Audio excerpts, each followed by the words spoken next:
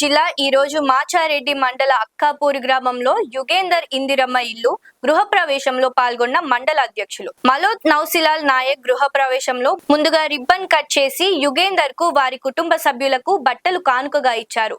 అధ్యక్షులు మాట్లాడుతూ రాష్ట్ర ప్రభుత్వ గౌరవశ్రీ ముఖ్యమంత్రి రేవంత్ రెడ్డి గారు ఇల్లు లేని వారికి నిరుపేదలకు ప్రతి ఒక్కరికి ఇందిరమ్మ ఇల్లు కలను సహకారం చేయాలని కాంగ్రెస్ ప్రభుత్వం పేద బతుకులు మార్చిన రాష్ట్ర ప్రభుత్వ గౌరవశ్రీ షబ్బీర్ ఆలీ గార్లకు కుటుంబ సభ్యులు ప్రత్యేక ధన్యవాదాలు తెలియజేశారు.